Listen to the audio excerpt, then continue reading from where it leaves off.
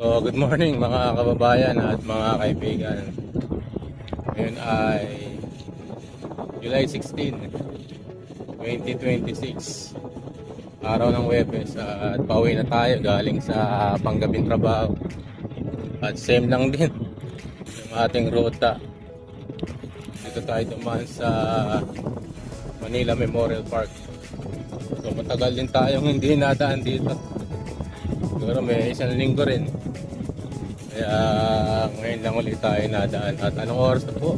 Alas 6 na ng umaga. Ayan. So opening pa lang kaya medyo walang ganong tao. So ito po yung sitwasyon ngayon dito sa Manila Memorial Park. So wala pa pong ganong nagja-jogging kasi papasok pa lang yung mga nagja-jogging. 6 po kasi yung opening nila rito. Ayun.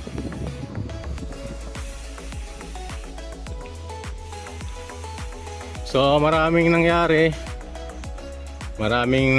sa ating palipaligid, lalo na sa mga isyong panlipunan. At yun nga, dahil sa nung araw na sumuko si Senador Dante Marcoleta sa mga otoridad, ay dinala siya sa Philippine General Hospital dahil sa may iniinda sa kanyang katawan. At nagkaroon ng findings na meron siyang mild pneumonia at nananakip yung kanyang dibdib.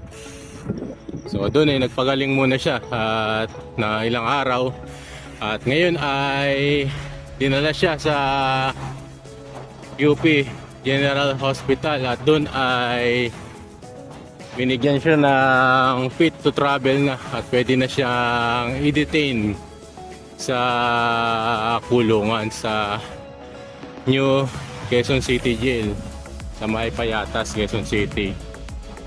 So nakakalungkot lang po na balita yun na tuluyan ng ikinulong ang butihing Senador Rodante Marcoleta sa salang hindi naman niya ginawa sa kasong inimbento sa kanya ng ombudsman. So saan ka po nakakita na si Senador Rodante Marcoleta ang nangunguna sa investigasyon ukol sa flood control scandal doon sa mga pinuno ng gobyerno na pinurakot ang pera ng taong bayan, ay siya pa ngayon ang naunang ikulong. So napaka out of this world po, parang sa Pilipinas lang po yata nangyayari to. Ayan, dahilan po nito ay dahil sa ginamit ng ating gobyerno ang mga ahensya ng ating pamahalaan kagaya ng Department of Justice, lalo na po ng Ombudsman sa pangunguna ni Ombudsman Boying Rimulya. Ginamit nila ang kanilang kapangyarihan na dapat sana ay sila yung tagapagpatupad ng batas. Sila yung humahabol sa mga tunay na kawatan o kurakot ng gobyerno. Pero iba po ang nangyayari. Ang ginawa ni Boying Rimulya, trinabaho niya yung mga kontra sa administrasyon ni BBM. Lahat ng kumukontra ay pinakulong. Inuna pa tong si Rodante Marcoleta sa halip na ang unahin niyang ipakulong ay yung mga nagwaldas at nagnakaw sa kaban ng bayan. So doon pa lang ay makikita na natin na nais nilang pagtakpan ang nauukol sa mga dapat na managot. Alam naman na natin kung sino yung mga dapat na managot sa kurakot, sa mga nagnakaw sa kaban ng bayan. Trilyong piso po ang pinag-uusapan dito mga kaibigan at mga kababayan. Marami nang nag-testify, marami ng mga affidavit na isinumiti, mga ebidensya, pero hanggang ngayon ay wala pa pong isinasampang kaso ang Office of the Ombudsman. Baka pa nga yung 18 Marines na nagsalita para sa korupsyon ay baka yun pa yung kanilang kasuhan eh. Bakit? Hindi malayo po kasi si Congressman former Congressman Mike Defensor, pati yung dalawang pribadong individual na sila po yung nag-donate ng pera sa kampanya ni Senador Rodante Marcoleta, ay sila pa ngayon ang nakapiit ngayon sa kulungan. So wala na po talagang katarungan. Sila po yung mga nangunguna sa investigasyon ukol sa flood control, pero sila pa ngayon ang naunang ipakulong at kasuhan. At tingnan nyo po mga kaibigan at mga kababayan ang sequence. Nagsimula po ang impeachment trial noong July 6, kung hindi ako nagkakamali. At yung July 6 na yon ay dun naglabas ng warrant of arrest ang Sandigan Bayan para arestuhin itong si Senador Rodante Marcoleta. Para sa anong layunin? Halatang halata naman po natin, para hindi po makasama sa pagdinig sa impeachment court si Rodante Marcoleta, sapagkat alam naman natin ito po ay isang veterano at premiadong attorney, abogado, isang litigation attorney. Kaya kung siya po ay nandoon sa Senado at isa po siya sa mga senator judge, ay kawawa po itong prosecution. At talagang kumbaga sa ay mapipit-pit sila ng todo tungkol sa mga ebidensyang ilalabas nila patungkol kay Sara Duterte. Kaya yun ang pinakalayunin, para patigilin si Senador Rodante Marcoleta na makisali sa impeachment court. Nga lang po mga kaibigan at mga kababayan, nakakalungkot lang po at ngayon ay nakakulong na ang puting Senador Rodante Marcoleta. Bilang kakapatid po namin sa Iglesia ni Cristo, inalulungkot po ako sa pangyayaring ito.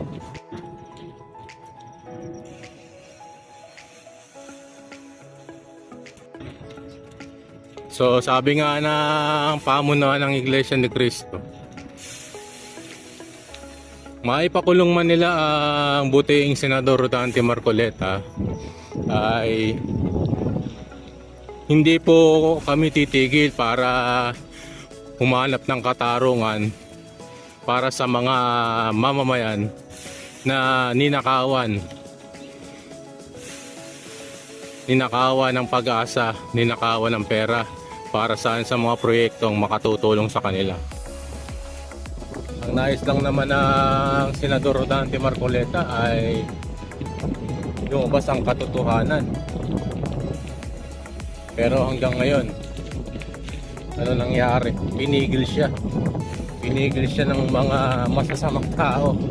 Isa na dyan si Boying Rimulya.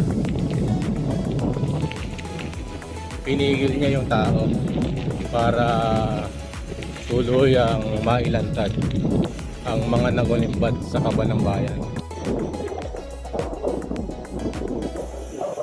Saan pa papunta lang. At darating din po ang panahon na malalanta din ang katotohanan. Hindi naman pwede na maghahari itong kasamaan. Sigurado malalanta din po ang tunay na katotohanan at mapapanagot ang mga tunay na may sala sa malawakang nakawan sa ating gobyerno. Masakit nga sa pakiramdam yung makita mo sa TV na ganoon ang nangyari sa ating butihing Senador Rodante Marcoleta. Ikinulong siya ng walang kalaban-laban. Ikinulong siya Sasalang hindi naman niya ginawa. Ikinulong siya dahil gusto lamang siyang patahimikin para sa kanyang ginagawang investigasyon ukol sa flood control. Nakakalungkot ang ating bayan, mga kaibigan. Gaya nga ng liwanag ng sikat ng araw, ay liliwanag din ang lahat para sa atin, mga kaibigan at mga kababayan. Hindi naman pwedeng maghari ang kadiliman. Maghahari pa rin ang katotohanan, ang kaliwanagan sa tamang panahon. Hanggang ngayon nga ay hindi pa rin ako makamove on sa nangyari sa ating butihing Senador Rodante Marcoleta.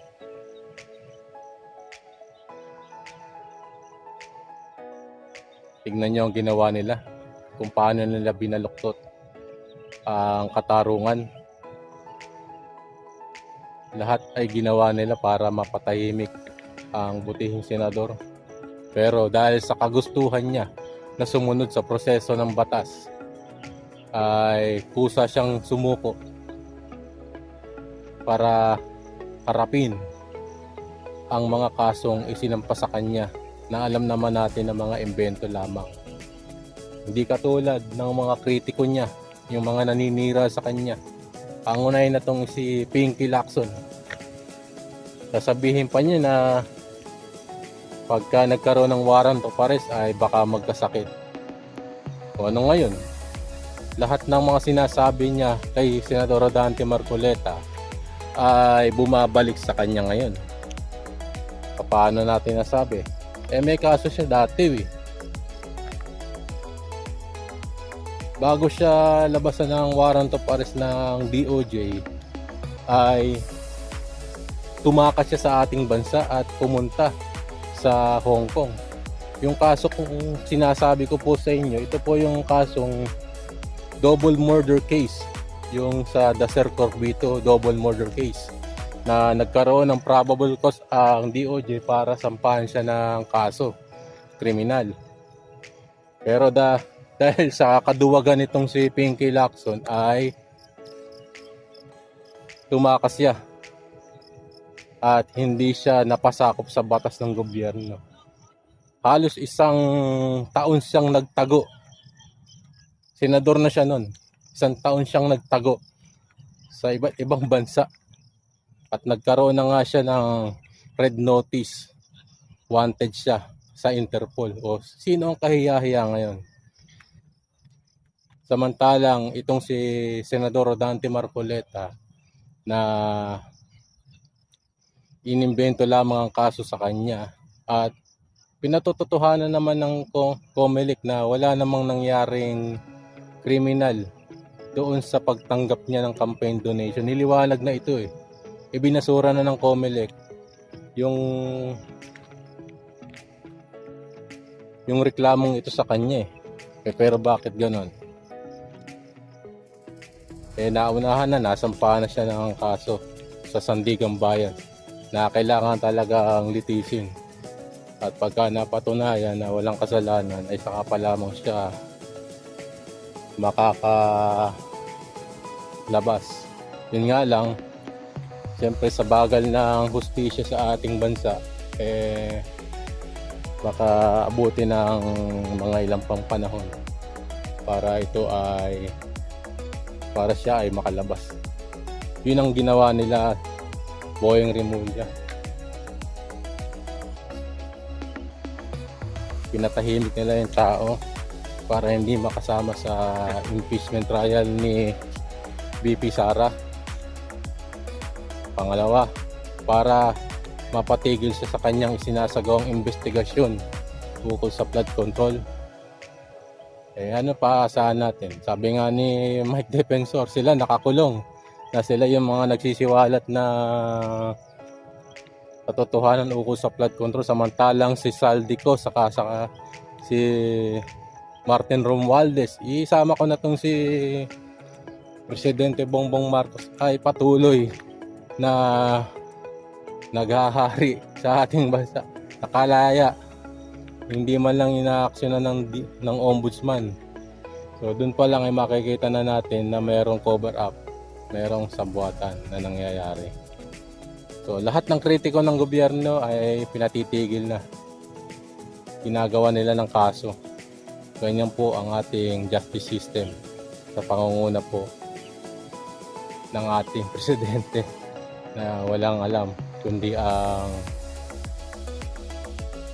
maupo sa pwesto ng matagal siguro. Gusto niya maging prime minister kaya ganyan ang ginagawa niya. So ganun naman nangyari. Nalulungkot man ako at naipakulong yung ating kakapatid sa iglesia, ang kapatid na Senador Dante Marcoleta. Ay huwag kayong mag-alala, Senador Dante Marcoleta, at hindi po natutulog ang ating Panginoon Diyos. Alam niyo naman po yan.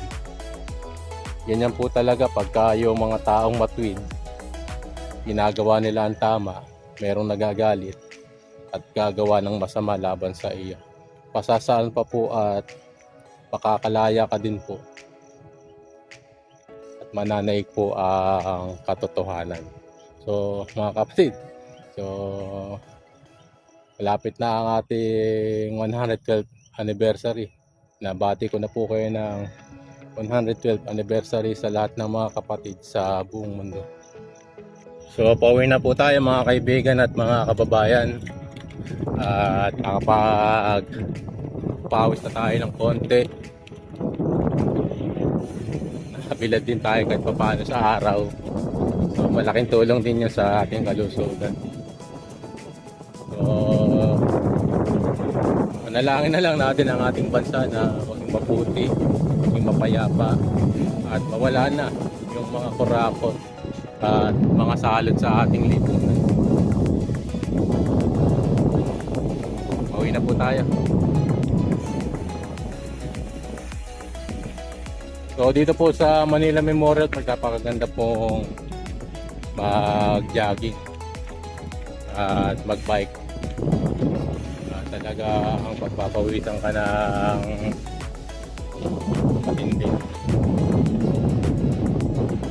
So mas gugustuhin ko pa po yung mag-bike kaysa dun sa mag-jogging. Mas napapagod po ako pagka yung nag-jogging. So ito na po yung way palabas na Memorial Park. Nandun na ang bahay ng patay.